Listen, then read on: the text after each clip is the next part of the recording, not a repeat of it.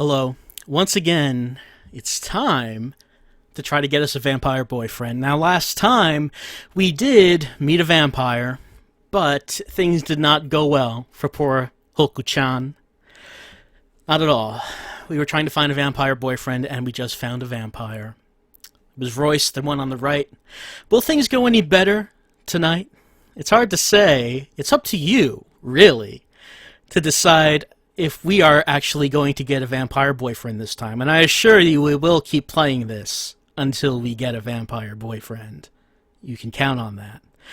Now, last time, we decided to turn off the in-game music to play something a bit more appropriate, that being Hulk rules. Well, I thought we might get away from that this time and play something very, mood-setting. Because this is supposed to be a spooky game. It's about vampires. Obviously, it's very horrific. So, of course, we all know the most popular of horror games is Silent Hill, so I figured we would play this while listening to the Silent Hill soundtrack. So that would obviously increase the spookiness factor of Vampire Boyfriends by 200%. So let's begin.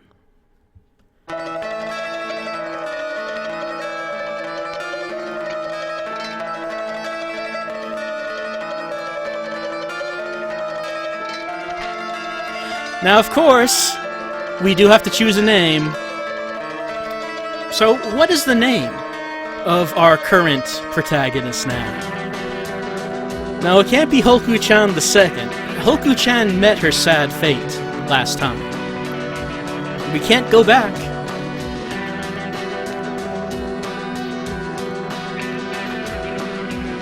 So it seems like what's winning is Cheryl. So you're saying that Cheryl, or Heather, whichever one, grows up, and after the events of Silent Hill 1 and 3, this is what happens to Cheryl. Because she does go back to that name after Silent Hill 3. So let's assume that this is what happens after the third game. So she looks like she's probably still in high school at the time. So this is after she graduates high school, she goes to college, and this is what happens. We know what happens here.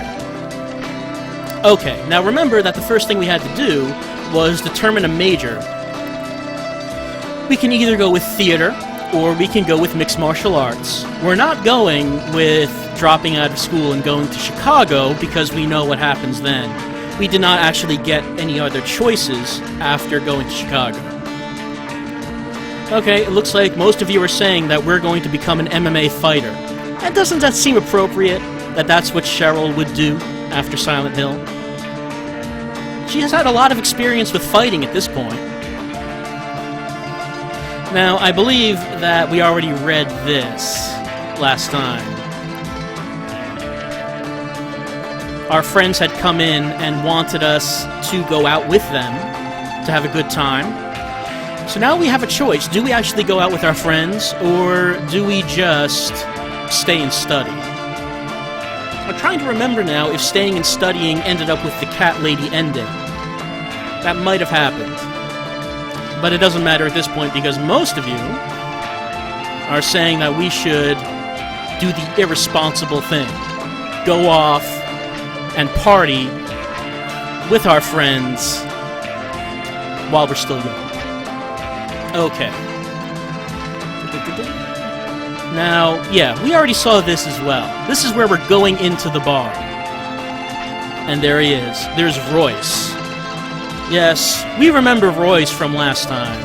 And remember Alessa, asking for 3 vodka martinis extra dirty. Yep, this is what happened last time. I remember this. Alright, now this is where we have another choice. Do we take the shot, or do we do the responsible thing and go home? Now, I think last time we took the shot, right? We did get drunk.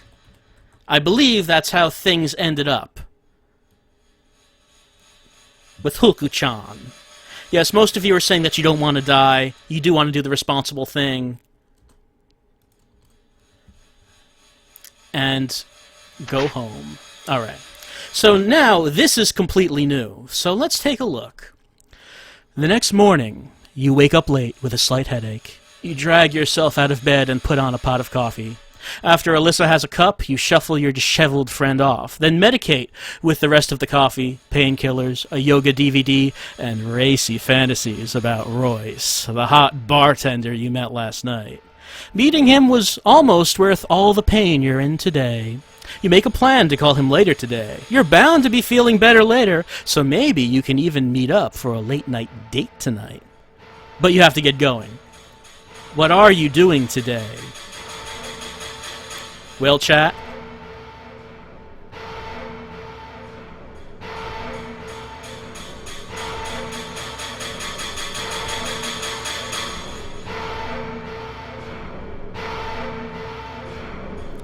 It's very ominous decision-making music going on right now.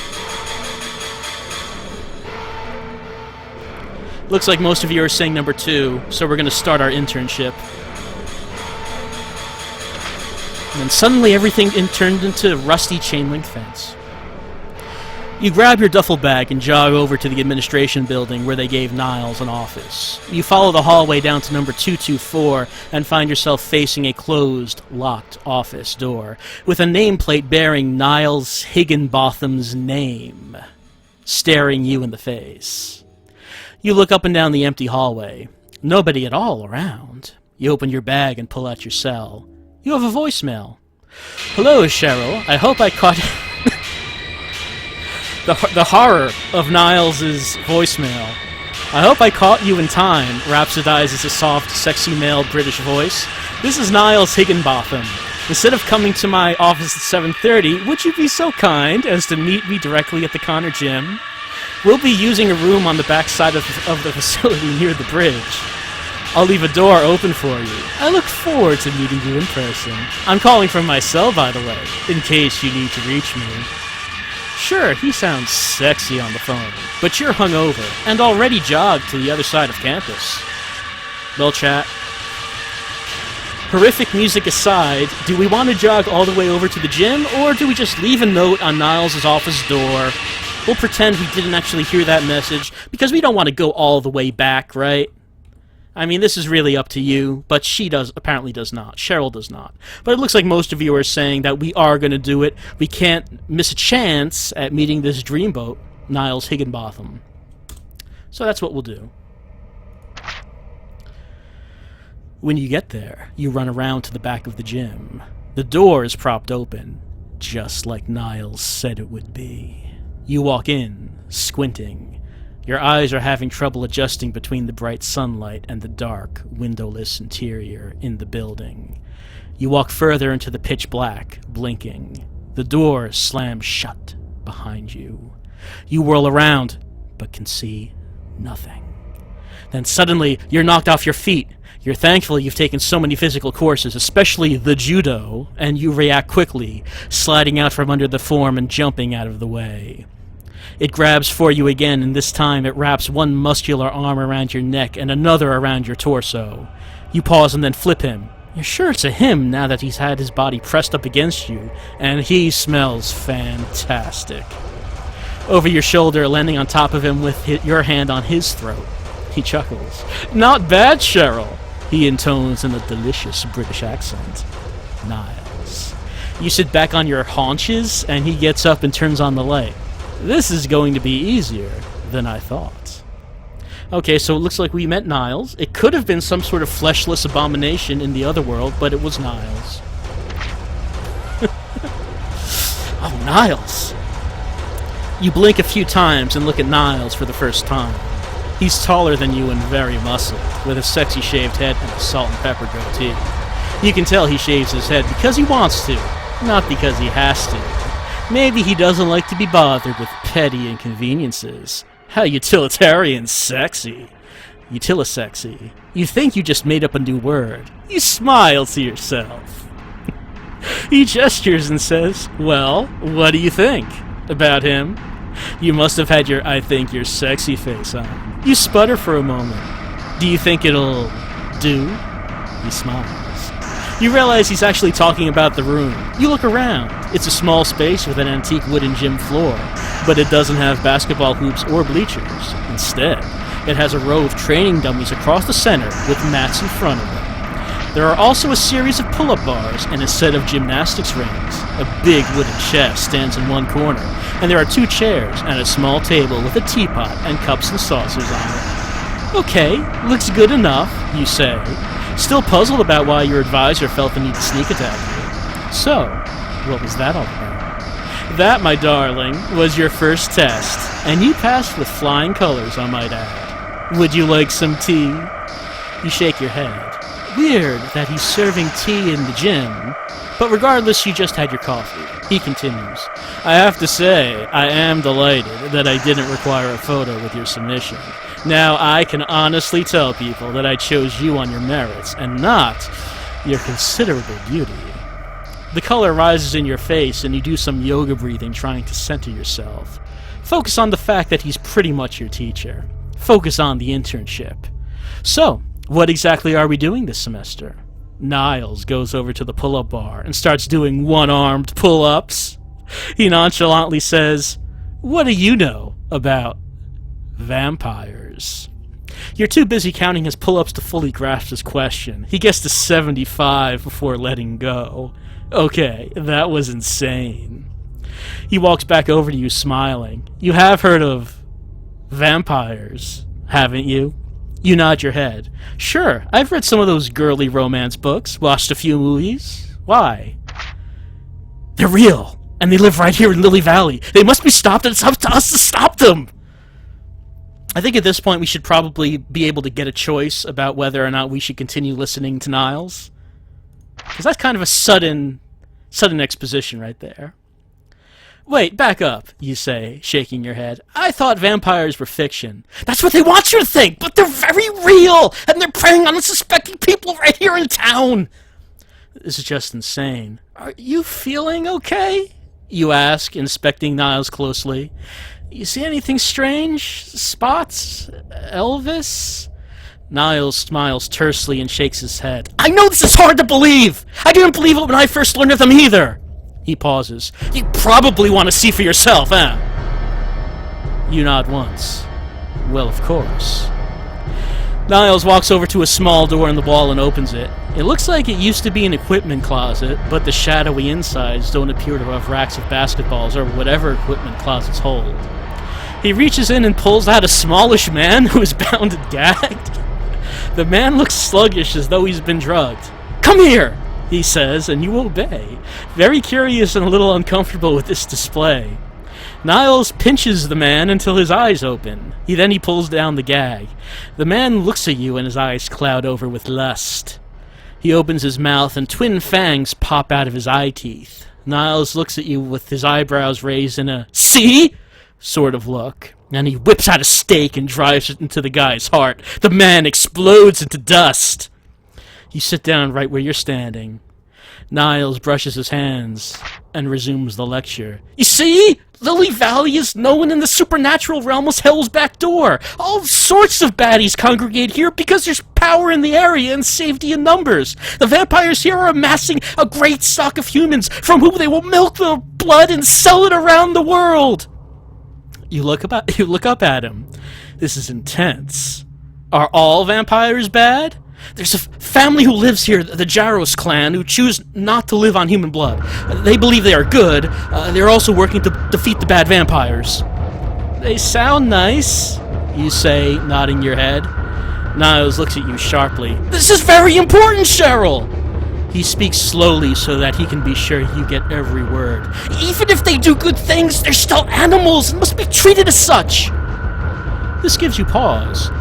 You aren't sure you agree that vampires who refuse to drink human blood, who should be treated the way the ones who do. Edward Cullen didn't drink human blood, and while he was a bit virginal for your taste, he wasn't bad. Neither was Angel or... Okay, off the top of your head, you can't come up with any other fictional vampires that were vegetarians, but you're sure there were more. Banicula. Okay, that's all you have right now. Point in, you aren't ready to vilify them based solely on having fangs. That's discrimination. Niles walks over to one cinder block wall of the room and lightly presses on it. The entire wall slides open to reveal an... I can't wait to see what it reveals. Well, you aren't exactly sure what to call it. An armory? It's filled with weapons like crossbows and swords and stakes. You've seen enough to know that this is vampire-killing stuff. There are humans who have taken up the fight. I am one of them! So you're a slayer? You cock your head. No, the slayer can only be female. I train slayers. It's my life's true calling. So you're a watcher, then? I prefer the term coach, and you could just call me Coach Higginbotham, or just Coach, if you like. Why do you need me, you ask? You have the aptitude, the discipline, the training, and the attitude that I'm looking for. You, my dear, are going to be the next vampire slayer of Lily Valley. He bows slightly. Alright, so I kind of thought that this was going to be Twilight-ish, but I guess it's actually it's going in the Buffy direction, and we got an achievement. We became a slayer. As flattered as you are, this is a lot to take in. I know this is a lot to take in. Let's just start off slow with some physical training exercises, and then we can go from there with your studies, okay? You nod your head. You always think better when you're exercising anyway. Niles puts on some music, and so you begin your fabulous movie montage training, starting with sit-ups and pull-ups, and moving to staking the dummies in the heart. We're really doing all of this in one day? You stop for a brief lunch. Niles set you up for meal delivery. So convenient. You feel like a star.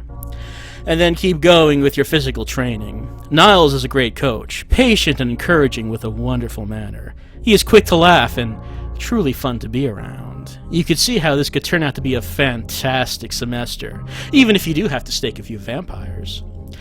Before you know it, darkness is falling. You exhaustedly drink the last of your water and prepare to leave. I should walk you home, Niles says as he tidies up the gym. I'll really be fine, you shrug. You're tired, but you're still pretty sure you can take care of yourself.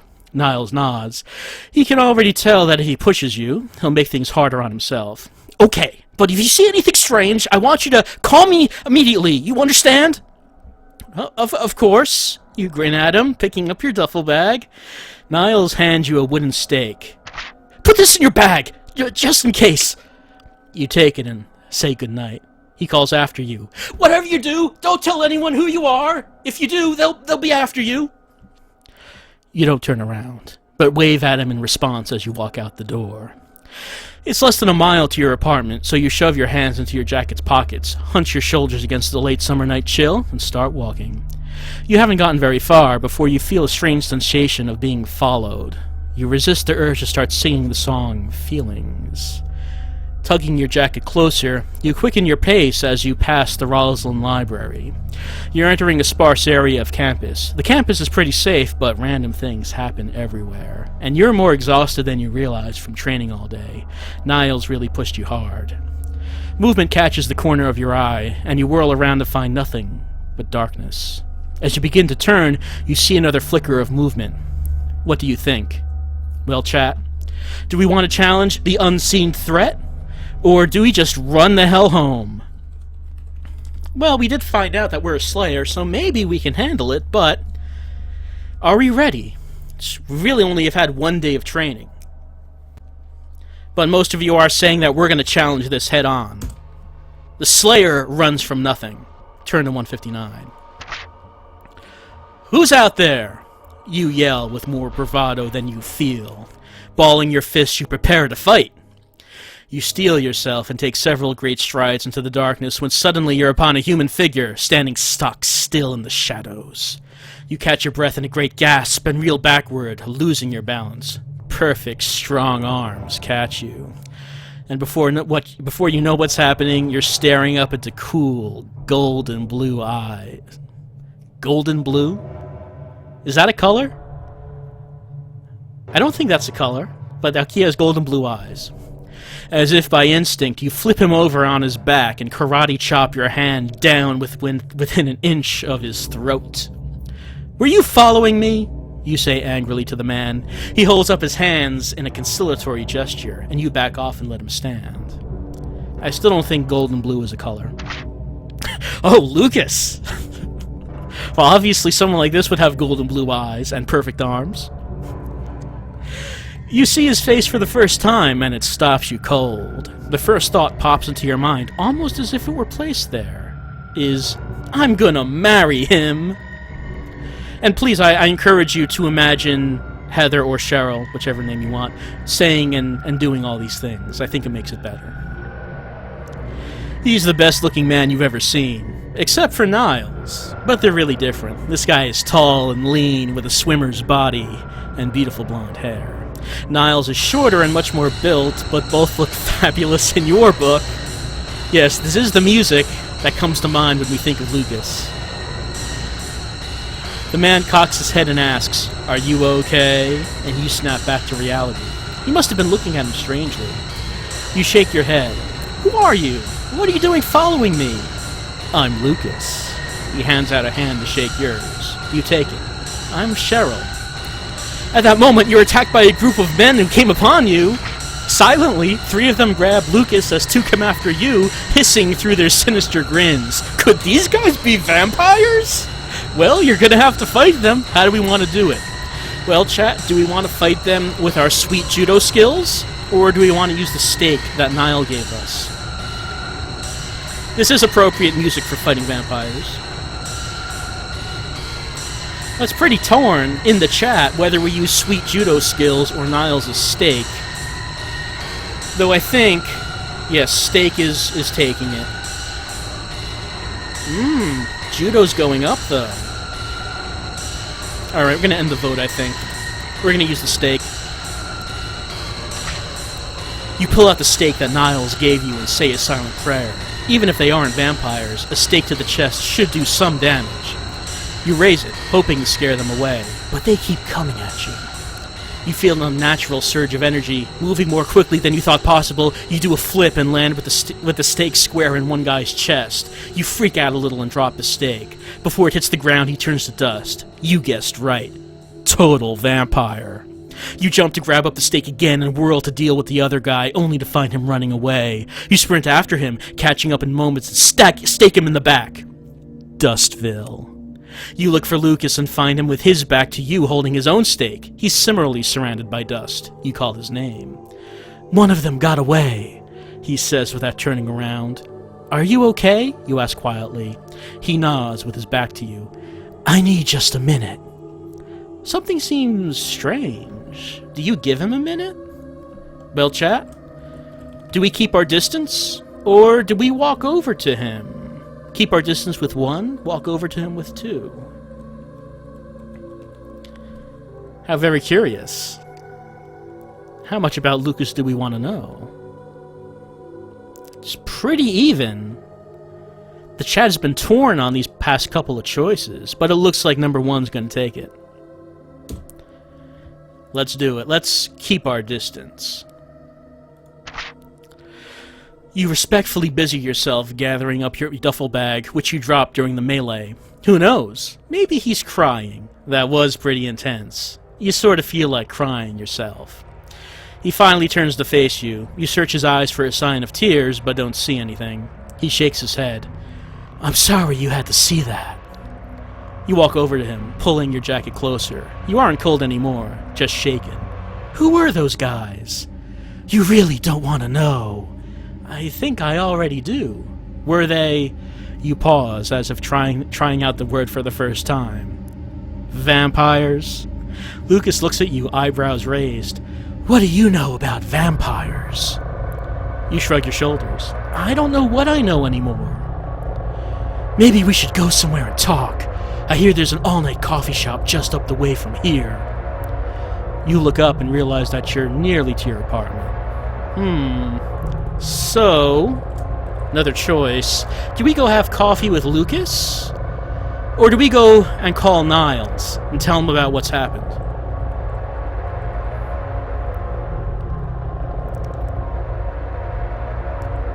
Go to the coffee shop with this man we just met? Or go back home and call Niles, who introduced us to the idea of vampires? It looks like you're saying number 1. Let's take a chance. Go to the coffee shop with Lucas, why not? You nod. The coffee shop is just a couple blocks that way. You gesture towards Queen Street. You walk a ways in silence. "So, are you new here?" you finally ask. "I haven't seen you around." He nods.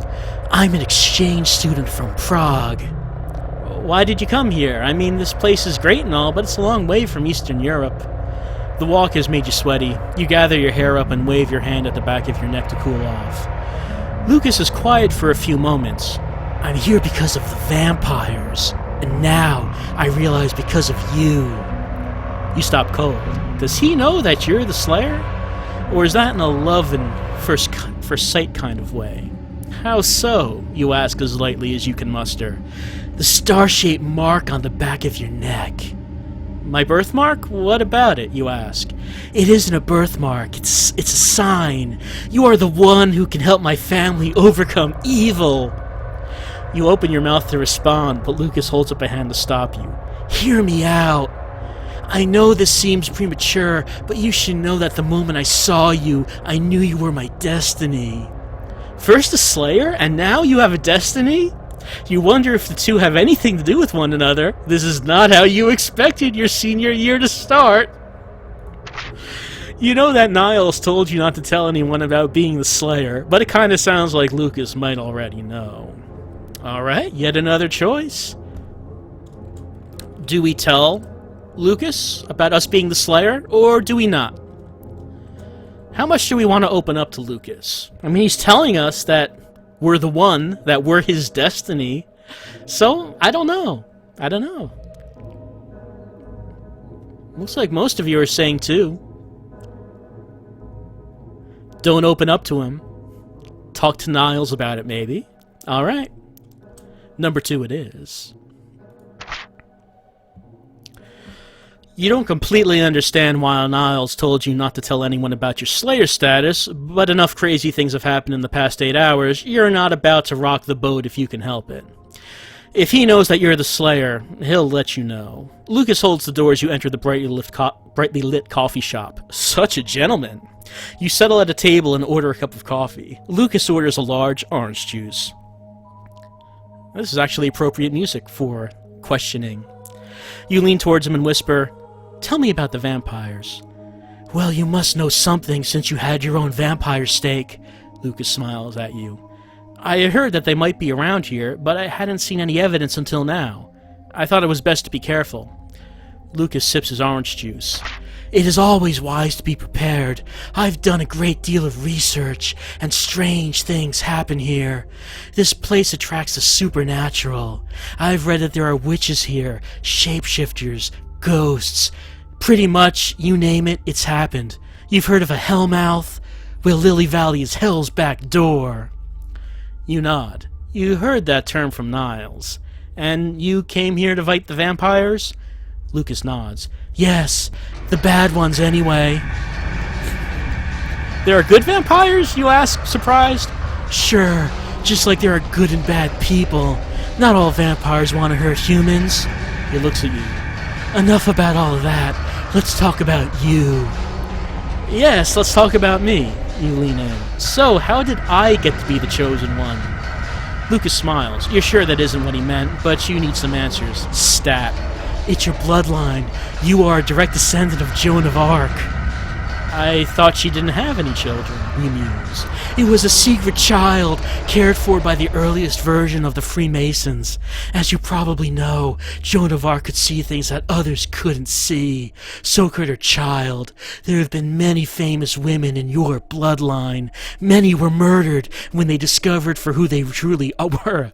Cleopatra... Wait, what? Cleopatra? Cleopatra was one. She was actually killed by a bad vampire, Emmanuel Bugatti, who became very famous in our community for killing her. He garnered a lot of acclaim for framing the asp like he did." You interrupt. "Didn't Cleopatra come before Joan of Arc?" "The bloodline is very complicated, especially when dealing with immortals." Lucas responds with a tone that indicates that this is not up for discussion. The author did not really want to think about this. You aren't sure what to make of this, but he is pretty convincing. Not really, no. And you know that there must be more than he can tell you in this quick recap of your entire family bloodline. Anyway, as I was saying, Lucas continues, one of your ancestors turned up in Salem in the late 1600s. The moment the Bugattis, who were in control of the judicial system in Salem at the time, found out women were having visions, they put everybody on trial. In those days, it was easier to put everybody to death than to try to see if a Puritan woman had a star-shaped mark. Virginia Dare from the Lost Colony was another one, and Amelia Earhart, even Marilyn Monroe. You have quite the ancestry, Cheryl. This is quite an ancestry. I didn't know this aspect of Silent Hill even existed. But I don't have visions, you say. Are you certain of that? Think back. It all comes rushing back to you. That was easy. You, the weird little kid who was always telling people what was just about to happen. Your parents putting you in therapy, and later medicating and hospitalizing you for the entire year of 3rd grade. You had suppressed the visions and the memory until now. I can see that you do remember, Lucas smiles. There are so many questions crowding your mind, and your eyes are getting tired. It's been a long day. You rub your forehead. You realize that you should probably get some sleep. You can always pump Lucas for more information tomorrow. You say as much to Lucas, and he insists on walking you home. Before you know it, you're back at your apartment. Lucas waits patiently outside your door as you dig through your bag for your keys. Tense key-searching music, I must say. Your fingers close on them, and you raise your head to find Lucas closer than you realized. The air between your faces is suddenly warm, and you catch your breath. He is truly beautiful, with his golden blue eyes. If you had any inclination to kiss him, this would be the moment. Well, do we kiss him or not? However, we have come up against a half an hour. So we're going to have to stop the stream right now, and when we come back, we'll find out if we kiss Lucas or not. Do we take advantage of the moment? Well, this has been a much more eventful part, though, than we had last time. And who knows, maybe we're the Slayer, we've killed vampires, and maybe we might actually get a vampire boyfriend. We'll find out in a few minutes. Be right back.